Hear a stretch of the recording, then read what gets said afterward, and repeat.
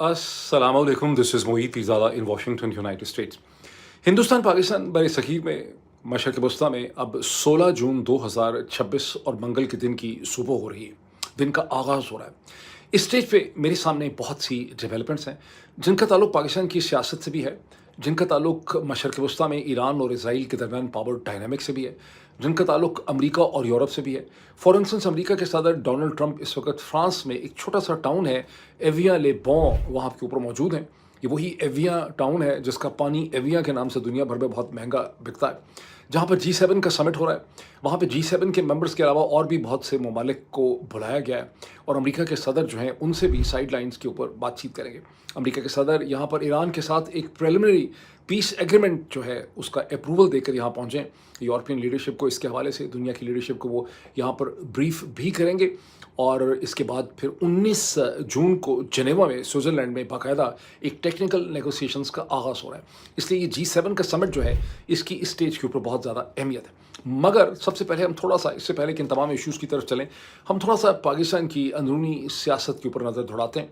आज मंगल का दिन है, इमरान खान से मुलाकात का दिन है। इमरान खान की हमशीरा मोहतरमा अलीमा खान साहिबा ने रिक्वेस्ट की हुई है PTI के MNA से, MPS से कि वो बहुत बड़ी तादाद में लोगों को लेकर अडयाला जेल के बाहर पहुँचें। वे समझती हैं कि जून का महीना बड़ा क्रूशल है।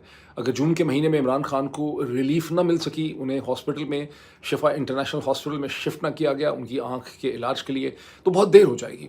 और वो लोगों से ये रिक्वेस्ट कर रही हैं कि 10,000 लोग कम अज़ कम अडयाला जेल के बाहर पहुँचने चाहिए ताकि उनके पास हुकूमत के सामने डिमांड करने के लिए, नेगोशिएशन करने के लिए एक लेवरेज हो।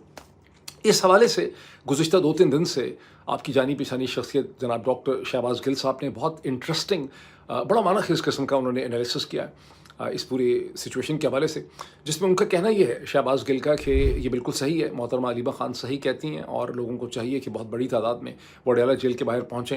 लेकिन वो समझते हैं कि इससे कहीं ज़्यादा इंपॉर्टेंट और क्रूशल रोल जो है वो खैबर पख्तूनख्वा की हुकूमत का है, वहाँ के चीफ़ मिनिस्टर जनाब सुहेल आफरीदी साहब का है और उनके जो फाइनेंशियल एडवाइज़र हैं मुज़म्मिल असलम साहब, उनका है। डॉक्टर शहबाज गिल का इस्तदलाल और आर्गूमेंट ये है कि कॉन्स्टिट्यूशनली ये इजाज़त है इस चीज़ की, और खैबर पख्तूनख्वा की हुकूमत अगर डिटर्मिन्ड हो तो बजाय इसके कि पूरे साल का बजट पेश करे, वो 2-3 महीने का एक बजट जो है वो पेश कर सकती है। जिसकी वजह यह है according to doctor Shahbaz Gill कि इस वक्त जनरल साहिबान जो हैं, चौधरी निज़ामुद्दीन साहब जो हैं, उनको रुपए पैसे की बहुत दिक्कत है। इसलिए सूबों के बाजू मरोड़ के उनसे डिफेंस के नाम पे पैसा हासिल किया जा रहा है। खासी मुश्किल सिचुएशन है इस वक्त पाकिस्तान की डिफेंस इस्टेब्लिशमेंट की। अब सूरत हाल कहते हैं ना कि यहाँ तक पहुँच गई है कि बावजूद IMF के, एशियन डेवलपमेंट बैंक के, वर्ल्ड बैंक की सपोर्ट के, डिफिड के पैसों के, GSP प्लस के, उसके बावजूद डिफेंस बजट और वफाकी हुकूमत का ख़र्चा निकालने के लिए जो फ़ंड जो है वो सिस्टम के अंदर नहीं है। बावजूद इसके कि गुज़श्ता 3 साल से मसलसल डिफेंस बजट में इजाफा हो रहा है। पहले साल में भी पता नहीं 15-20% इजाफा हुआ, दूसरे साल में भी जो अब से पिछला 1 साल था उसमें भी इजाफा हुआ, अभी भी तकरीबन मेरे ख्याल 17-18% का इसमें इजाफा हुआ है। और इस वक्त पाकिस्तान का डिफेंस बजट अगर आप मिलिट्री की पेंशन्स उसमें ऐड कर दें तो वो तकरीबन जो है वो 4,000 अरब या 4 खरब रुपए का बनता है, जो अंदाज़न 14 बिलियन US डॉलर्स जो है बनते हैं। मगर बावजूद इस तमाम मैनेजमेंट के, या बावजूद इस तमाम ज़ोर लगाने के, मैनिपुलेशन के, इतनी अब कमी है फ़ंड्स की कि सूबों पे दबाव डाल के उनसे पैसे निकाले जा रहे हैं। डॉक्टर शहबाज गिल का कहना है कि इस स्टेज पे अगर खैबर पख्तूनख्वा की हुकूमत थोड़ी सी डिटर्मिनेशन दिखाए, थोड़ा सा अज़म दिखाए, समझ दिखाए, तो एक टेम्पररी बजट ला सकते हैं जिसका कि उनके कॉन्स्टिट्यूशन में इजाज़त है, और यूँ उनके पास एक नेगोशिएशन प्लांक आ जाएगा, लेवरेज पॉइंट होगा, जहाँ से जनरल साहिबान के साथ वो नेगोशिएशन कर सकेंगे इमरान खान के लिए। लेकिन जो लेटेस्ट वीलॉग हैं शहबाज गिल साहब के अपने ही, मैंने देखे कोई 6, 7, 8, 10 घंटे पहले का जो वीलॉग है, उसमें उन्होंने ये खबर दी खासी मायूसी की कि ऐसा लगता है कि सुहेल आफरीदी साहब का और जो मुज़म्मिल असलम साहब हैं उनकी पहले ही जो फाइनेंस मिनिस्टर हैं मोहम्मद औरंगज़ेब, उनके साथ कमिटमेंट हो चुकी है। इन अदर वर्ड्स, ये दोनों जो साहिबान हैं जिनसे आप एक्सपेक्ट करते थे कि ये इमरान खान की खातर स्टैंड लेंगे, सुहेल आफरीदी एंड मुज़म्मिल असलम, वो पहले ही सरेंडर कर चुके हैं और उनकी कोई मतलब नेगोशिएशन उनके पास कुछ है नहीं। बहरहाल ये वो सूरत हाल है जिसमें मोहतरमा अलीमा खान साहिबा ने 3 बजे की कॉल दी हुई है अडयाला जेल के बाहर लोगों को इकट्ठा होने के लिए। अगर आप पाकिस्तान तहरीक इंसाफ के ऑफिशियल ट्विटर हैंडल के ऊपर जाएं तो उसके ऊपर आपको इसका बड़ा पोस्टर जो है नज़र आएगा, जहाँ पे लोगों से रिक्वेस्ट की गई है कि वहाँ पे आप पहुँचें। अब आपने देखा होगा कि गुज़श्ता 24 घंटे में एक ख़बर भी रिलीज़ हुई جس کو گوہر خان صاحب نے جو ایکٹنگ چیئرمین ہے پاکستان تحریک انصاف کے، انہوں نے اسے کنفرم بھی کیا. اور وہ خبر یہ ہے کہ عمران خان کو سنڈے کے دن عمران خان کو Pakistan institute of medical sciences PIMS میں لایا گیا اور 5واں ان کا جو آنکھ کا انجیکشن ہے وہ اسے لگایا گیا. اور اس کے ایک دن کے بعد یا بہت گھنٹوں کے بعد بیرسٹر گوہر کو اس کی انفارمیشن دی گئی. اس سے پہلے نہ تو فیملی کو بتایا گیا، نہ پارٹی کو بتایا گیا، نہ ان کی بہنوں کو بتایا گیا، کسی کو نہیں بتایا گیا. اب اس سٹیج پہ یہ واقعی کیا میڈیکلی یہ انجیکشن ڈیو تھا، یا یہ سوچ کے کہ علیمہ کوشش کر رہی ہیں کہ بہت بڑی تعداد میں لوگ یہاں آئیں اور وہ ایک کیس بنانا چاہتی ہیں کہ عمران خان کو شفا انٹرنیشنل ہاسپٹل میں شفٹ کرنا چاہیے، یا ان کے اس ڈیمانڈ کو ویک کرنے کے لیے، نیوٹرلائز کرنے کے لیے اس سٹیج پہ عمران خان کو ہاسپٹل لے جایا گیا ہے اور یہ خبر دی گئی ہے کہ ان کی آنکھ ٹھیک ہے، وہ بالکل ٹھیک ہے، ان کو انجیکشن تھیراپی ان کی ہوئی ہے. ان ادر ورڈس لوگوں کو یہ یقین دلانے کے لیے کہ حکومت یا جو رجیم ہے وہ عمران خان کی پوری دیکھ بھال کر رہا ہے اور ان کی صحت کا بالکل خیال رکھ رہا ہے اور وہ بالکل ٹھیک ہے. یہ تو اس کا ایک آسپیکٹ ہے. تھوڑا سا چونکہ جب ذکر پاکستان کی سیاست کا ہو ہی گیا، پیارے پاکستان کا، اس سے پہلے کہ ہم انٹرنیشنل ڈیولپمنٹس کی طرف چلیں تو تھوڑا سا ہم آزاد کشمیر کی صورتحال کو دیکھیں. آزاد کشمیر میں آپ کو پتہ ہے کہ کمپلیٹ نیوز بلیک آؤٹ ہے. وہاں پر انٹرنیٹ کی پابندی ہے، وہاں پر داخلے آسان نہیں ہیں، راستے بھی اس کے بہت حد تک بند ہیں. لیکن جو آخری کنفرمڈ قسم کی وہاں سے خبریں ہیں وہ یہی ہیں کہ آزاد کشمیر کے بہت بڑے جو حصے ہیں وہاں پر مسلسل ایک ہڑتال جاری ہے. لوگ جو ہیں ابھی تک گھروں سے نہیں نکلے. ایک خاصی ٹینس قسم کی صورتحال ہے راولہ کوٹ کے گرد و نواح میں، جہاں راولہ کوٹ کے شہر کے اندر جو فیڈرل پیراملٹری ٹروپس ہیں، رینجرز ہیں، وہ اندر بیٹھے ہوئے ہیں، باہر لوگ بیٹھے ہوئے ہیں بہت سی جگہوں پہ. اور یہ جو فیڈرل ٹروپس ہیں، رینجرز، یہ باہر نکل کے مختلف مقامات کو کلیئر کرنے کے لیے یہ کارروائی کرتے ہیں. جو آخری کارروائی تھی جو ہم پہلے جس کا ذکر کر چکے ہیں، اس میں کم از کم بھی 3 یا 4 لوگ جو ہیں وہ جاں بحق ہوئے. پرائیویٹلی لوگ کہتے ہیں کہ اس سے کہیں زیادہ ڈیتھ ٹول ہے، اور بہت بڑی تعداد میں لوگ زخمی بھی ہوئے. اس کے بعد کی جو صورتحال ہے وہ بالکل بھی کلیئر نہیں ہے. اب ذرا غور کیجئے کہ یہ کشمیری جو ہیں آزاد کشمیر کے، ان کے ساتھ اسی طرح کا سلوک کیا گیا ہے جس طرح سے مقبوضہ جموں اور کشمیر میں ہندوستان کشمیریوں کے ساتھ کرتا ہے. لیکن ایک بہت بڑا فرق ہے. جو مقبوضہ جموں اور کشمیر کے کشمیری ہیں وہ آزادی مانگتے ہیں. وہ کہتے ہیں، وہ پاکستان کا نعرہ لگاتے ہیں، وہ کہتے ہیں کہ کشمیر بنے گا پاکستان. وہ ہندوستان کے سیپریٹسٹ ہیں. جب کوئی بھی پاپولیشن یا وہاں کے ایکٹیوسٹ اس قسم کا نعرہ لگائیں تو وہ ریاست کے باغی ہوتے ہیں. یہاں جو آزاد کشمیری ہیں وہ پاکستان زندہ باد کا نعرہ لگاتے ہیں، وہ پاکستان فوج زندہ باد کا نعرہ لگاتے ہیں. وہ بار بار یہ کہہ رہے ہیں کہ ہماری پاکستان کے ساتھ کوئی لڑائی نہیں ہے، ہماری پاکستان فوج کے ساتھ کوئی نہیں لڑائی. ان کے جو مطالبات ہیں وہ بالکل بیسک قسم کے پولیٹیکل مطالبات ہیں. وہ بجلی کے نرخ مانگ رہے ہیں، وہ اشیاء خوردونوش مانگ رہے ہیں، وہ ہاسپٹلس کے اندر بہتر فیسلٹیز مانگ رہے ہیں، ڈسپنسریز مانگ رہے ہیں، MRI کی فیسلٹیز، ایکس رے کی فیسلٹیز مانگ رہے ہیں، ایجوکیشن فیسلٹیز مانگ رہے ہیں. اور وہ کہہ رہے ہیں کہ ہماری آزاد کشمیر کی پالیٹکس اور یہاں کی حکومتوں کو گرانے بنانے کے اندر جو 12 سیٹیں پاکستان کے ادارے جعلی طور پر منتخب کر کے لوگوں کو لے آتے ہیں ریفیوجیز کے نام پہ، وہ سیٹیں جو ہے وہ ختم ہونی چاہیے. یہاں پہ بہت آسانی سے اگر کوئی دل ہوتا کسی کو احساس ہوتا، ایک پولیٹیکل ویژن ہوتا تو بڑی آسانی سے نیگوشیشن ہو سکتی تھی. 12 کی سیٹیں 3 یا 4 میں کنورٹ ہو سکتی تھیں. ایک کمیٹی بیٹھ سکتی تھی جو چیزوں کو ایگزامن کرتی. جو 38 یا 40 کسی کے مطالبات ہیں اس میں سے 15-20 مانے جا سکتے تھے. کچھ کی ریلیف ہو سکتی تھی، کچھ کی پروٹریکٹڈ نیگوشیشن ہوتی رہتی. پالیٹکس میں یہی ہوتا ہے. آپ نے چیزوں کو لٹکانا ہوتا ہے، چیزوں کو لے کر چلنا ہوتا ہے. آپ نے اپنی پاپولیشن کو یہ احساس دلانا ہوتا ہے کہ یہ ملک، یہ سسٹم، یہ ریاست، یہ معاشرہ آپ کا ہے، آپ کا اس کے اوپر حق ہے. ہم محض آپ کے نام پہ اور آپ کے ٹرسٹ میں اسے لیڈ کر رہے ہیں. لیکن اگر ذہن فوجی ہو، ذہن آمرانہ ہو، اگر آپ کو ہر نعرہ مارنے والا شخص جو ہے وہ آپ کو غدار دشمن لگے، تو پھر یہی ہوتا ہے جو ہم اس وقت آزاد کشمیر میں دیکھ رہے ہیں. یعنی وہ معاملات جن کا سیاسی حل نکل سکتا تھا، وہاں پر نفرتوں کی ایک داغ بیل، ایک فاؤنڈیشن ڈال دی گئی ہے. جس طرح سے کبھی فارمر ایسٹ پاکستان میں ڈالی گئی تھی، جس طرح سے مسلسل بلوچستان میں ڈالی گئی ہے. بلوچستان کے حالات آپ کے سامنے ہیں، فاٹا کے حالات آپ کے سامنے ہیں. مجھے بہت شک اور بہت خطرہ ہے کہ آزاد کشمیر کے اندر بھی اب نفرتوں کی ایک فاؤنڈیشن، ایک بنیاد جو ہے اس سٹیج پہ ڈال دی گئی ہے، بہت ہی ناعاقبت اندیشی کے نتیجے میں. انٹرنیشنل ڈیولپمنٹس کی طرف چلتے ہیں جو اس وقت اگر آپ دیکھیں جو ایکچوئل ڈیولپمنٹس ہیں دنیا بھر کے اخبارات میں، خواہ وہ اسرائیل کے ہوں یا مشرق وسطیٰ کے ہوں، امریکہ کے ہوں یا یورپ کے ہوں یا برطانیہ کے ہوں، خود پاکستان کے اخبارات جو ہیں وہ انہی ہیڈ لائن سے بھرے پڑے ہیں جن کا تعلق ڈونلڈ ٹرمپ سے ہے، ایران سے ہے، امن معاہدے سے ہے، اسرائیل سے ہے، کہ جو پیس ایگریمنٹ پریلیمنری طور پہ کیا گیا، کیا وہ پنپ پائے گا، کیا وہ کامیاب ہوگا، کیا اس پہ پروگرس ہو سکے گی. اور اس وقت امریکہ کے صدر، جیسا کہ میں نے آپ کو کہا کہ وہ G7 کے سمٹ میں شرکت کے لیے ایویاں لے بان इस टाउन, छोटा सा टाउन है, वहाँ पे मौजूद हैं। फ्रांस के ईस्ट में और साउथ में स्विस बॉर्डर के साथ है, और ये एक स्पा टाउन है, बहुत खूबसूरत है, बड़ा महंगा है। लोग यहाँ पर रिलैक्स करने के लिए, छुट्टियाँ मनाने के लिए यहाँ पे आते हैं। बहुत खूबसूरत टाउन है। और इसका जो पानी है एवियां, वो दुनिया भर में मशहूर है। एवियां की बोतलें जो है वो आपने देखी हैं, बड़ी महंगी बिकती हैं। जो फ्रांस के सदर हैं मैक्रोन, जिनके साथ इसके सेकंड दिन के बाद रात का, यानी 2 दिन की चलेगा। वैसे तो कहा जा रहा है कि 3 दिन का है, 15, 16, 17, लेकिन बेसिकली इसके 2 दिन बनते हैं। यानी अब जो 16 का दिन यूरोप में शुरू हो रहा है, उसके बाद 17 का दिन है, और 17 के दिन में जब इसका सेकंड डे ख़त्म होगा तो अमेरिका के सदर डोनाल्ड ट्रंप फ्रांस के सदर मैक्रोन के साथ एक डिनर करेंगे और एक स्पेशल अलग से मीटिंग करेंगे, और वो मीटिंग करने के बाद वहाँ से निकल के वाशिंगटन के लिए रवाना होंगे। लेकिन इसके पहले के जो 24 घंटे हैं, they are packed with action. इसके अंदर G7 की कंट्रीज़ तो हैं ही। G7 में यूनाइटेड स्टेट्स है, ब्रिटेन है, फ्रांस है, जर्मनी है, इटली है, उसके अंदर कनाडा है, और G7 में कौन है, कोई भूल तो नहीं गया, और उसमें जापान है।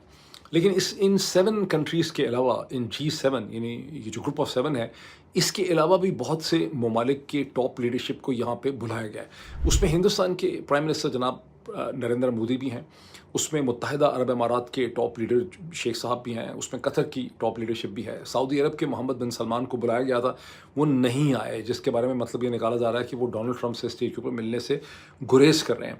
ऑस्ट्रेलियंस को यहाँ पे बुलाया गया है, इजिप्शियंस को बुलाया गया है, और कहा जा रहा है कि डोनाल्ड ट्रंप G7 के लीडर्स के मिलने के अलावा साइड लाइन्स के ऊपर कतर की लीडरशिप से, इजिप्ट की लीडरशिप से, मुत्तहिदा अरब अमारात की लीडरशिप से मिलेंगे। शायद वो यूक्रेन के ज़ेलेंस्की जिनको बुलाया गया है उनसे भी मिलें, और शायद वो हिंदुस्तान के प्राइम मिनिस्टर नरेंद्र मोदी के साथ भी एक मुख्तसर मुलाकात यहाँ पे करें। जो प्रिंसिपल इश्यूज़ डिफ़ाइन किए गए हैं G7 के लिए, उसमें ट्रेड है, उसमें आर्टिफिशियल इंटेलिजेंस है, उसमें यूक्रेन है, और उसमें ईरान है। ईरान ज़रा कॉम्प्लेक्स है, बाकी चीज़ों का पहले बता दूँ कि ट्रेड में बहुत से मामला खड़े हो चुके हैं, टैरिफ की वजह से उनके ऊपर बात होनी है। आर्टिफिशियल इंटेलिजेंस की जो कंपनीज़ हैं, चैट GPT की जो ओपन AI है उसके CEO, जो एंथ्रोपिक क्लाउड वाली है उसके CEO, और भी बहुत सी जो AI की कंपनीज़ हैं दुनिया भर से, उनके CEO और टॉप डिसीजन मेकर्स भी यहाँ पे इस वक्त इकट्ठे हुए हुए हैं। और यूक्रेन के बारे में अमेरिका के सदर की और यूरोपियंस की कोशिश है कि कोई ऐसा ब्रेक थ्रू किया जाए जिसके नतीजे में डोनाल्ड ट्रंप ये समझते हैं कि हम यूक्रेन में अमन जो है वो हासिल कर सकें। लेकिन ऑफ कोर्स इस वक्त one of the biggest issues is Iran. अब ईरान में अमेरिका के सदर और यूरोपियन जो लीडरशिप थी वो हमेशा से क्रॉस पर्पसेस पे थे। यूरोपियन लीडरशिप से अमेरिका के सदर बहुत एक्सपेक्ट करते थे कि वो इस जंग में उनकी मदद करेंगे, माइन स्वीपर्स दे देंगे, टैंकर्स दे देंगे, पता नहीं क्या कुछ देंगे। लेकिन यूरोपियंस ने इस जंग का हिस्सा बनने से उन्होंने गुरेज किया। लेकिन जब एक दिन पहले 24-36 घंटे पहले अमेरिका के सदर डोनाल्ड ट्रंप ने ऐलान किया कि हमारे ईरान के साथ एक प्रिलिमिनरी एग्रीमेंट हो गया है अमन का, तो तमाम यूरोपियन लीडरशिप जो टॉप डिसीजन मेकर्स हैं, वो फ्रेंच हों या ब्रिटिश हों या जर्मन हों या इटालियन हों, ये सब भी हों, उन्होंने उसका बहुत खैर मकदम किया। और खैर मकदम करते हुए इन तमाम ममालिक ने पाकिस्तान का भी शुक्रिया अदा किया। उन्होंने पाकिस्तान की जो कॉन्ट्रीब्यूशन थी कि पाकिस्तान ने इसमें एक रोल प्ले किया है, उसको भी उन्होंने सराहाया। तो प्रेसिडेंट जो है वो इनको ब्रीफ भी करेंगे बहुत विक्टोरियस तरीके से। लेकिन अकॉर्डिंग टू अमेरिकन न्यूज़पेपर्स वो अपने यूरोपियन पार्टनर से कोई बहुत ज़्यादा खुश भी इस स्टेज के ऊपर नहीं है। अब एक बड़ी इंटरेस्टिंग चीज़ यहाँ पर देखिए, चूँकि मैंने इसका जिक्र किया कि जितने भी यूरोपियन लीडर्स हैं, ब्रिटेन है, फ्रांस हैं, जर्मनी है, इन सब ने इनके टॉप लीडरशिप ने अमेरिका का वेलकम किया। उन्होंने अमेरिका ईरान के पीस को, लेकिन उन्होंने पाकिस्तान के रोल को भी सराहा। एक ट्वीट किया हिंदुस्तान के प्राइम मिनिस्टर ने, जिसमें उन्होंने अमेरिका और ईरान के दरमियान जो पीस एग्रीमेंट प्रिलिमिनरी तौर पे हुआ है उसे उन्होंने वेलकम किया, लेकिन उसमें उन्होंने पाकिस्तान का कोई जिक्र नहीं किया। उसमें पाकिस्तान में तो ज़ाहिर है बहुत हार्ट बर्निंग है ही कि हिंदुस्तान के प्राइम मिनिस्टर ने क्यों नहीं किया जबकि बाकी सारी दुनिया कर रही है। लेकिन हिंदुस्तान में भी उस पर खासी डिस्कशन हुई है। अच्छा, उसका बैकग्राउंड यह है कि वो तो खैर एक है ही चीज़ की हुई उस पर डिस्कशन की, उनको नहीं किया, उनको करना चाहिए था। अगर एक जुमला कर भी देते पाकिस्तान के रोल का तो कोई बहुत शायद फ़र्क ना पड़ता। लेकिन इस वक्त जो हिंदुस्तान के प्राइम मिनिस्टर के मसाइल हैं वो इससे बहुत ज़्यादा बड़े हैं, क्योंकि जब इजराइल और अमेरिका हमला करने वाले थे 28 फरवरी को ईरान के ऊपर, उससे सिर्फ 2 दिन पहले हिंदुस्तान के प्राइम मिनिस्टर, हिंदुस्तान बहुत बड़ा मुल्क है, उसको ग्लोबल साउथ का लीडर समझा गया है, वो उस वक्त गए इजराइल जबकि ये इनेविटेबल था, ये अंडरस्टूड था कि हमला ईरान के ऊपर होने वाला है।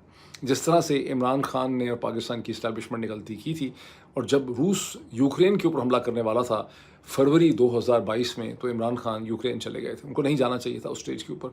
इसी तरह से लेकिन पाकिस्तान की तो इतनी इंपॉर्टेंस शायद ना बनती होती, वो इतना थी तो खैर बनती, nuclear Muslim country and all that. और सदर पुतिन जो है उन्होंने इमरान खान को बहुत ज़्यादा एक्सप्लॉइट किया, यूटिलाइज़ किया, फ़ायदा उठाया, उनको बिठा लिया। दुनिया भर में ख़बरें थी कि प्रेसिडेंट पुतिन तो पाकिस्तान के प्राइम मिनिस्टर के साथ बैठे हुए हैं। बिल्कुल इसी तरह से हिंदुस्तान के प्राइम मिनिस्टर जो हैं वो चले गए इसराइल, एक ऐसे वक्त पे जबकि इसराइल का हमला जो है ईरान जो कि हिंदुस्तान का एक हलीफ मुल्क था, उसके ऊपर हमला जो था वो इनएविटेबल था और हमला जो है होने वाला था। अब इस स्टेज के ऊपर हिंदुस्तान के जो स्ट्रेटिजिक थिंकर्स हैं और प्राइम मिनिस्टर की जो टीम है पीएमओ की और मिनिस्ट्री ऑफ एक्सटर्नल अफेयर्स है, उनके लिए बड़ी हार्ड थिंकिंग है। जिस तरह से इसराइल के लिए बहुत बड़े सवाल उठ खड़े हुए हैं कि आगे हमने क्या करना है, इस तरह से हिंदुस्तान को भी बहुत सी फास्ट थिंकिंग करनी है इस स्टेज के ऊपर। वो हमें पता चलेगी अगले चंद दिनों में कि क्या सोचते हैं। अब आए इसराइल की तरफ, जहाँ जब से ये पीस एग्रीमेंट सामने आया है, इसराइल के अंदर कोई भी ऐसी बाअसर शख्सियत या इंस्टीट्यूशन या पॉलिटिकल पार्टी नहीं है जिसने अमेरिका और ईरान के पीस एग्रीमेंट को कंडेम नहीं किया। किसी ने भी इसको वेलकम नहीं किया। पहले अगर हम ये समझते थे कि प्राइम मिनिस्टर नेतान्याहू ही जो हैं वही कोई एक्सट्रीमिस्ट हैं, अभी सूरत हाल है कि कोई नफ्ताली बेनेट ही नहीं या कोई बेज़लेल स्मोट्रिच ही नहीं है। जितने भी पॉलिटिकल लीडर्स हैं, जितने भी इंस्टीट्यूशंस हैं, जितने भी मीडिया के पंडित्स हैं, वो सब मुख्तलिफ ज़ावियों और तरीक़ों से ये जो पीस डील है इसे कंडेम कर रहे हैं। और वो कह रहे हैं कि इसराइल जो है उसको इसमें से कुछ भी नहीं मिला। इसराइल की जो भी रेड लाइंस थी वो सारी की सारी क्रॉस हो गई हैं। Israel hasn't obtained gained anything out of this war against Iran. Iran की हुकूमत वहीं खड़ी है, उनका मिसाइल सिस्टम उधर ही है, उनके प्रॉक्सीज हिजबुल्लाह और हमास और हूथीज़ जो हैं वो इंटैक्ट हैं, ईरान का ड्रोन सिस्टम उधर ही है। ऊपर से अमरीकी जो हैं वो उसको उसके न्यूक्लियर प्रोग्राम के बारे में एम्बिग्यूटी है और वो अब उसको फंड्स देने लगे हैं, सैंक्शंस रिलीफ देके। तो ईरान तो इसराइल के अंदर इस वक्त एक कोहराम मचा हुआ है, वहाँ एक मातम है।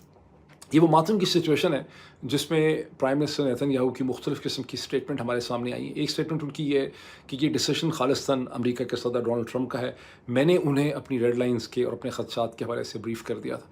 फिर उनकी एक और स्टेटमेंट आई है कि इसराइल इससे बाउंड नहीं है, इस एग्रीमेंट से, और हम अपनी जो डिफेंसिव कार्रवाई है, उन्होंने कहा कि मैं तो इसराइल के डिफेंस के लिए इलेक्ट हुआ हूँ, मेरी ज़िम्मेदारी इसराइल की है और हम अपनी लेबनान में जो जंग है हिजबुल्लाह के ख़िलाफ़ हम बंद नहीं करेंगे। अब इस वक्त इसराइली इस्टेब्लिशमेंट को और लीडरशिप के सामने जो प्रॉब्लम है वो ये है कि उन्होंने जो सौदा पकाया हुआ था, जो उन्होंने कहानी पकाई हुई थी दुनिया के सामने, इसराइली पब्लिक के सामने, मीडिया के सामने, अमेरिका के सामने, वो ये थी कि ईरान जो है वो एक रोग स्टेट है और ईरान हमारे लिए एक बहुत बड़ा न्यूक्लियर ख़तरा है। वो हथियार उसको मिलेंगे और ईरान जो है वो हमारे ऊपर हमला कर देगा और इसराइल छोटा सा है उसको डिस्ट्रॉय कर देगा। अब यहाँ पे सूरत हाल हो गई है कि इस जंग के नतीजे में अमेरिका के सदर डोनाल्ड ट्रंप खुल्लम खुल्ला ये कह रहे हैं कि ईरानियों को हम एक्सट्रीमिस्ट समझते थे, लेकिन ये प्रैग्मेटिस्ट हैं, ये मेथोडिकल हैं, ये सेंसिबल हैं। इन्होंने हमसे कमिट कर लिया है कि कभी भी कोई जोहरी हथियार नहीं बनाएंगे, ये एनरिचमेंट नहीं करेंगे, ये अपना एनरिच मटेरियल जो है उसको डाइल्यूट कर देंगे, ये किसी और मुल्क के हवाले कर देंगे। अब इसमें प्रॉब्लम क्या हो गया है इसराइलियों के लिए, आप सोच, प्रॉब्लम ये हो गया है कि असल में इसराइलियों को अच्छी तरह से पता था। मैं आपको बार बार हर वीलॉग में बताता रहा, क्योंकि बहुत से लोग जो चीज़ों को बहुत इंट्रिकेट तरीके से नहीं देख रहे थे, शायद उनको इसका अंदाज़ा नहीं था। लेकिन मैं आपको बता रहा था कि असल कहानी है कि इसराइल के लिए ईरान का न्यूक्लियर वेपन असल इशू नहीं है। उनको पता है कि ईरान बहुत जल्दी न्यूक्लियर वेपन नहीं बना सकता। वो कहते रहते हैं, 15 साल से कह रहे हैं कि 2 हफ्ते में बना लेगा। असल इशू ये था कि उन्होंने ईरान को गिराना था, ईरान को पॉलिटिकली ख़त्म करना था, रजीम की जगह अपनी मर्ज़ी का अप्लायंट रजीम लाना था, और यूँ उन्होंने मशरक़ वस्ती की सबसे डोमिनेंट पॉलिटिकल फोर्स के तौर पे इमर्ज करना था। ईरान की मिलिट्री को, IRGC को, मिसाइल कैपेसिटी को ख़त्म करना था। वो चीज़ें नहीं हो सकी। अगर वो हो जाता तो फिर वो सऊदी अरब को भी उनके सामने पॉलिटिकली कम अज़ कम सरेंडर करना पड़ता। वो सब कुछ जो है वो नहीं हुआ। वाइस प्रेसिडेंट JD वैंस जो है अमेरिका के, उन्होंने CNBC को इंटरव्यू देते उनसे सवाल पूछा गया कि ईरानी कह रहे हैं कि रिकन्स्ट्रक्शन के लिए $300 बिलियन भी उनको अमेरिका या GCC कंट्रीज़ जो है उनको देंगे, तो क्या वाकई अमेरिका ने कोई ऐसी उनसे कमिटमेंट की? तो JD वैंस ने उसका इनडायरेक्ट तरीके से जवाब दिया। उन्होंने ये तो नहीं कहा कि हमने 100% कमिटमेंट कर लिया, लेकिन उन्होंने कन्फर्म कर दिया कि ऐसी बात हुई है और एक कमिटमेंट हो गई है, एक अंडरस्टैंडिंग है। और JD वैंस का कहना ये था कि हाँ, अगर ईरान रीजनेबल बिहेवियर रखेगा, ये फौरी तौर पे नहीं होगा, बहुत सी कंडीशनैलिटीज़ हैं, लेकिन उनको रिकन्स्ट्रक्शन के पैसे चाहिए। $300 बिलियन का फिगर बोला JD वैंस ने। उन्होंने कहा कि अगर वो रिस्पॉन्सिबल बिहेवियर इख्तियार करेंगे अगले 60 दिनों में, अगर वो न्यूक्लियर इशू के ऊपर they will come clean, enrich material के ऊपर वेपन नहीं बनाएंगे, हम अपनी साइट्स को खोलेंगे इंस्पेक्शंस के लिए IAEA की, और हम मुतमईन होंगे तो यस, پھر جو GCC پارٹنرز ہیں وہ $300 بلین کی انویسٹمنٹ ایران کی ریکنسٹرکشن میں کر سکتے ہیں. اب یہ ہوتی ہے یہ نہیں ہوتی یہ ڈیفرنٹ ایشو ہے, لیکن اس کے اندر کتنا بڑا ایٹم بم ہے اسرائیل کے لیے, یعنی اگر وہ ماتم اسٹیج کے اوپر کر رہے ہیں تو ٹھیک کر رہے ہیں, بیکاز اصل میں جو کہانی انہوں نے بنائی تھی وہ ان کو الٹی پڑ گئی ہے. وہ نیوکلیر کرتے رہے. ٹرمپ نے بھی نیوکلیر پکڑ لیا ہے, JD وینس نے بھی نیوکلیر پکڑ لیا ہے, ایران نے بھی نیوکلیر پکڑ لیا ہے. ایران کو بھی پتہ ہے کہ نیوکلیر اصل ایشو نہیں ہے, اصل ایشو سینکشنز ہیں, پیسہ ہے, اصل ایشو میزائل تھے, اصل ایشو ڈرون تھا, اصل ایشو جو ہے وہ ایک ٹریڈ ریلیشن شپ ہے, تیل بیچنا ہے. اب یہ چیزیں اسرائیل کے ہاتھ سے نکل گئی. اب اسرائیلی اس کو کیسے ہینڈل کر رہے ہیں؟ ایک تو یہ دیکھیے کہ پرائم منسٹر نیتن یاہو جو ہیں, جو ان کو بلایا نہیں گیا یا وہ جا نہیں رہے, G7 میں پرابلم ان کو بلایا نہیں گیا فرانس میں, وہ اب فوری طور پہ جیسے ہی امریکہ کے صدر ڈونلڈ ٹرمپ فرانس سے واپس واشنگٹن پہنچیں گے تو اسرائیل کے پرائم منسٹر کی ان کے ساتھ ایک ملاقات ہوگی, جس میں وہ آ کے اپنا پرسپیکٹو یا اسرائیل کی سارا پرسپیکٹو ان کے سامنے رکھیں گے, ان کو کنونس کرنے کی کوشش کریں. ایٹ دا سیم ٹائم جو ان کے بہت بڑے سپورٹر ہیں سینیٹر لنڈسے گراہم, ان کی اسٹیٹمنٹ یہ چل رہی ہے کہ ان کو لگ رہا ہے کہ ایران کی ریڈنگ اور ہے اس پیس ایگریمنٹ کی اور امریکہ کی ریڈنگ اور ہے, اور وہ چاہتے ہیں کہ وہ کہتے ہیں کہ JD وینس پہ وہ بڑا ریلائی کریں. وہ کہہ رہے ہیں کہ JD وینس جو ہیں وہ اس پورے کے پورے پیس ایگریمنٹ کے آرکیٹیکٹ ہیں. ہمارے یہاں پاکستان میں ہے کہ جنرل عاصم منیر اس کے آرکیٹیکٹ ہیں, لیکن لنڈسے گراہم کا خیال ہے کہ JD وینس جو ہیں وہ اس کے آرکیٹیکٹ ہیں, اور وہ کہتے ہیں کہ میں ایکسپیکٹ کرتا ہوں کہ وہ اس پورے کے پورے ڈرافٹ کو, اس پیس کو اپروول کے لیے کانگریس کے سامنے لے کے آئیں گے.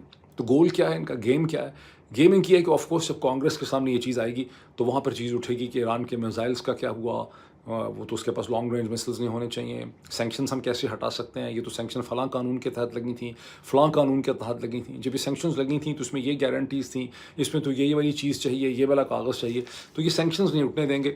اور پھر یہ ہے کہ حزب اللہ کا کیا ہوگا, ہوتیز کا کیا ہوگا. تو بیسکلی اب ان کی کوشش ہے کہ اس کو کانگریس میں جا کے اس کو پھنسایا جائے اور ایسے حالات پیدا کیے جائیں جس میں ڈونلڈ ٹرمپ موو نہ کر سکیں. پرابلم اسرائیل کے لیے ہے کہ ڈونلڈ ٹرمپ اور ان کی ٹیم جو ہے, مارکو روبیو اور JD وینس اور سبھی جو ہیں وہ کنونس ہیں, ان کو اچھی طرح سے پتہ ہے کہ اسرائیل ہر طرح سے رکھنے ڈال رہا ہے.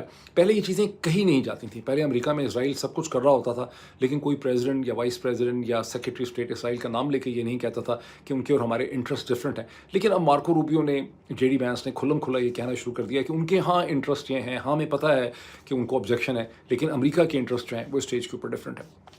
مین وائل ایران نے یہ کہہ دیا, یہ نیو یارک ٹائمز میں ایرانی اخباروں میں آ رہا ہے کہ ایران جو ہے وہ اس نے کوئی کمٹمنٹ ایسی نہیں دی کہ وہ اسٹریٹ آف ہرمز سے فیس چارج نہیں کرے گا. وہ کہتے ہیں ہم فیس چارج کریں گے, ہم ٹول چارج نہیں کریں گے. اب ٹول اور فیس میں فرق کیا ہے کہ ٹرانزٹ کا ٹول نہیں لیا جا سکتا انٹرنیشنل لاء کے اندر, نیول لاء کے اندر, نیویگیشن لاء میں, لیکن اگر سروسز پرووائڈ کریں کسی پورٹ سے, گاربیج کی سروسز پرووائڈ کریں, سینیٹیشن سروسز پرووائڈ کریں, کوئی میڈیکل سروسز پرووائڈ کریں, تو آپ اس کی فیس لے سکتے ہیں.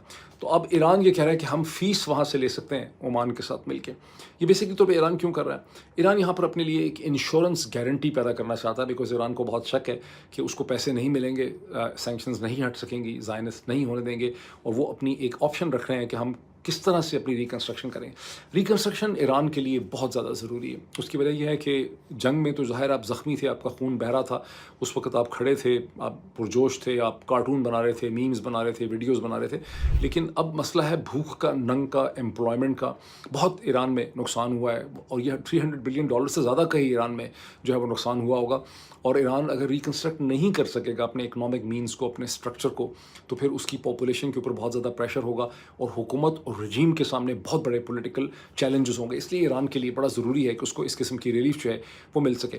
یہ وہ سارا بیک گراؤنڈ سرکمسٹانسز ہیں جس میں 19 تاریخ کو JD وینس اور ان کے ساتھ اسٹیو وٹکاف اور جیرڈ کشنر جنیوا پہنچیں گے فارمل سگنیچر کرنے کے لیے بھی, اور اس کو ٹیکنیکل نیگوسیشنز کو آگے بڑھانے کے لیے. اور ایران کی طرف سے ان کے فارن منسٹر ڈاکٹر عباس اراغچی اور ان کے جو اسمبلی کے, ان کی جو پارلیمنٹ ہے اس کے جو اسپیکر ہے, میرا خیال ہے جنرل باقر کالیباف, جو پہلے IRGC کے جنرل رہ چکے ہیں, وہ وہاں پہ پہنچیں گے. ریسٹ ایشور کہ یہ ٹیکنیکل نیگوسیشنز بھی بڑی مشکل ہوں گی, یہ کوئی آسان نہیں ہوگا. آپ سمجھیں کہ ہاتھی ابھی ادھر ہی ہے, اور جیسے جیسے یہ ہوگا میں اس کو آپ کے سامنے ڈسکس کرتا چلا جاؤں گا. ابھی تک بہرحال پازیٹیو ہی پازیٹیو ہے. تیل کی قیمتوں میں ڈراسٹک کمی ہوئی ہے گزشتہ 2-3 دن سے. اس وقت برینٹ کروڈ جو ہے وہ $83 بیرل پہ آ چکا ہے. جنگ شروع ہونے سے پہلے $73 بیرل کا تھا, اور اگر یہ 2-3 دن میں اور آپ سمجھیں کہ 73 تک یہ آ جائے گا. اور جو ویسٹ टेक्सास इंटरमीडिएट है अमेरिकन, वो इस वक्त $80 के करीब है और जंग शुरू होने से पहले ये 67 का था, तो ये भी बहुत जल्दी अपनी असल प्राइस में आ जाएगा। क्या पाकिस्तान की हुकूमत अब उन ऑयल प्राइसेस की कोई रिलीफ देगी पाकिस्तान के लोगों को? मेरा नहीं ख्याल कि ये देंगे। आज तक इन्होंने कभी रिलीफ नहीं दी। ये कीमत बढ़ाते हैं 100 रुपये से, रिलीफ देते हैं 4 रुपये की, फिर बढ़ाते हैं 50 रुपये से, फिर रिलीफ देते हैं 50 पैसे की। ये इनका तर्ज़ तरीका है। अब पाकिस्तान के वज़ीर-ए-आज़म जनाब शहबाज शरीफ साहब ने जो है उन्होंने नेशनल असम्बली के अंदर तकरीर करते हुए उन्होंने सारी दुनिया के लोगों का शुक्रिया अदा कर दिया। कोई बंदा उन्होंने नहीं छोड़ा। पाकिस्तान में उन्होंने आसिफ अली ज़रदारी का शुक्रिया, बिलावल ज़रदारी का शुक्रिया, मरियम नवाज़ का शुक्रिया, डिफेंस मिनिस्टर का शुक्रिया, ऑफ कोर्स आर्मी चीफ का तो उन्होंने शुक्रिया अदा किया ही। लेकिन एक चीज़ को एक्सप्लेन नहीं कर सके। उन्होंने कहा कि पाकिस्तान जो है वो जो इवेंट होगा जेनेवा के अंदर वो पाकिस्तान उसको ऑर्गेनाइज़ करेगा, उसको सुपरवाइज़र जो है वो पाकिस्तान है जहाँ सिग्नेचर होने। वो ये एक्सप्लेन ना कर सके कि ये फाइनल सेरेमनी जब पाकिस्तान ने इतना ही रोल प्ले किया है जितना कि अब शहबाज शरीफ साहब और सारा पाकिस्तान समझता है, तो फिर ये इवेंट इस्लामाबाद में क्यों नहीं हो रहा? आखिर अमेरिकन और ईरानी इतने शुक्रगुजार क्यों नहीं है कि इस्लामाबाद में क्यों नहीं हो रहा? इंडियंस ने उसमें ये कहानी डाली है कि असल में ईरान पाकिस्तान को ट्रस्ट नहीं करता, इसलिए वो जेनेवा में हो रहा है। लेकिन मेरा ख्याल है कि असल कहानी जो बात सोर्सेज से पता चलती है वो ये है कि ट्रंप की जो टीम है, वाइस प्रेसिडेंट जेडी वैंस की टीम, मार्को रूबियो की team, department of state and CIA, वो ये सब समझते हैं कि डोनाल्ड ट्रंप ने बहुत ज़्यादा फील्ड मार्शल की तारीफ़ करके उनको जो है बहुत ज़्यादा इंपॉर्टेंस दे दी है, बहुत स्पेस दे दी है, और वो इस स्टेज पे चाहते हैं कि इस डिपेंडेंस को और इस पूरे नैरेटिव को ब्रेक किया जाए। वो नहीं चाहते थे कि एक भी फाइनल सेरेमनी जो है वो इस्लामाबाद में हो। पाकिस्तान में ज़ाहिर प्रोपेगेंडा हो रहा है कि जनरल आसिम मुनीर साहब ने एक बहुत बड़ा काम करके दिखा दिया। असम्पशन इसमें यह है कि ये सारा का सारा जो अमन हुआ है, जो ईरान अमेरिका का हुआ है, ये इसलिए हुआ है कि पाकिस्तान ने इसमें कोई बहुत ही ऐसा रोल प्ले किया है जिसके बगैर ये ना हो सकता। ये खासी चाइल्डिश किस्म की थॉट है। आसिम मुनीर साहब ने अच्छा किया जो कुछ भी किया, उन्होंने एक वाइज रोल उनकी मिलिट्री ने पकड़ा, लेकिन उन्होंने जो कुछ भी किया बेसिकली तौर पे उन्होंने अपने आप को सर्व किया, बिकॉज वो डोनाल्ड ट्रंप की एलची की हैसियत से पाकिस्तान ने रोल प्ले किया। जो भी अमेरिका की डिमांड्स होती थी वो ईरान के सामने रखते थे। ये ईरान अगर पाकिस्तान की तरह होता तो बहुत जल्दी कोलैप्स कर जाता, बहुत जल्दी उन डिमांड्स और कंडीशनैलिटीज़ को जो अमेरिका बार बार उनके मुंह के सामने रखता था वो ईरानी उसको फिर एक्सेप्ट कर लेते। पाकिस्तानियों की आप अगर हम देखें कि हम जो पाकिस्तानी हैं, हमारी और बेसिकली तौर पे पाकिस्तान ट्रंप की नीड्स को सर्व करने की कोशिश कर रहा था। हमारी अपनी जो नेगोशिएशन हिस्ट्री है उससे आपको पता चलेगा कि हम कितने स्ट्रॉन्ग और अच्छे हैं नेगोशिएशन करने में किसी ताकतवर साइड के साथ। 9/11 के बाद जब प्रोवर्बली तौर पे पाकिस्तान को कहा गया कि जनाब हम आपको बॉम्ब कर देंगे to stone age and all that, तो पाकिस्तान के जनरल हेडक्वार्टर्स ने और जनरल मुशर्रफ ने जो मीटिंग की उसके फ़ौरन बाद अमेरिका के तमाम मुतालबात उन्होंने मान लिए, और अपनी जो उन्होंने 2-3 कंडीशंस रखी थी उसमें से एक भी अमेरिका ने नहीं मानी। और जब ये इन्होंने सब कुछ उनकी बातें मान ली तो उसके 48 घंटों के बाद, मेरा ख्याल है 2 या 3 दिन के बाद, न्यूयॉर्क टाइम्स में एक इनसाइडर व्यू छपा था कि जब पाकिस्तान में मीटिंग हो रही थी और जब पाकिस्तान से अमेरिका डिमांड्स कर रहा था कि हमारे ये मुतालबात हैं एयर स्पेस के, बेसिस के, फ़लाँ चीज़ के, तो अमेरिका के अंदर भी मीटिंग्स हो रही थी और उन मीटिंग्स में था कि अगर पाकिस्तानी हमारे 30-40% भी मुतालबात मान जाएँ तो बड़ी ज़बरदस्त हमारी बात हो जाएगी, बिकॉज अमेरिकन इंटेलिजेंस ने और अमेरिकन मिलिट्री ने ये असेसमेंट की थी कि पाकिस्तान की फुल कोऑपरेशन के बगैर अफगानिस्तान के अंदर एक भरपूर मिलिट्री ऑपरेशन करना जो है वो उनके लिए मुमकिन नहीं होगा। जो पाकिस्तानी इस्टेब्लिशमेंट कभी अपने लिए नेगोशिएशन ना कर सकी, मुश्किल किस्म, वो पाकिस्तानी इस्टेब्लिशमेंट से आप एक्सपेक्ट करते हैं कि वो ईरान को रिलीफ दिलाए। नहीं, ये ईरान के एलची की, तो ये अमेरिका के एलची के तौर पर काम कर रहे थे, मैसेजेस लेके जा रहे थे। इससे पता चलता है कि अल्टीमेटली किसी ने नेगोशिएशन करानी थी। वो पाकिस्तान ना होता वो कतर होता, वो कतर ना होता वो ओमान होता, वो ओमान और कतर ना होते वो तुर्की होता। किसी ने हल निकालना था, बिकॉज अमेरिका को ईरान से कुछ ना कुछ हासिल करना था, उसके लिए उनको एक नेगोशिएटर चाहिए था। जनरल आसिम मुनीर की टीम ने अच्छा किया, उन्होंने अपने लिए एक मीडिएटर का रोल ढूंढा, उसमें उनको बहुत ज़्यादा फ़ायदा हुआ, उनकी ओवरऑल इंटरनेशनल एरिना में उनकी स्पेस में इजाफा हो गया। लेकिन उन्होंने जो कुछ भी किया वो उन्होंने अपने लिए किया। अब कोई लिख रहा है कि जी वो, मुझे भी लोग लिख रहे हैं कि ये प्रोग्राम करें कि जनरल आसिम मुनीर ने करके दिखा दिया। नहीं भाई, जनरल आसिम मुनीर ने कुछ नहीं करके दिखाया। फॉर गॉड सेक अपने आप को बेवकूफ़ न बनाएं। जो कुछ भी हुआ है वो इसे कहते हैं ईरान ने करके दिखाया। अभी इतना ही, फिर आपसे मुलाकात होगी इंशाल्लाह। Thank you.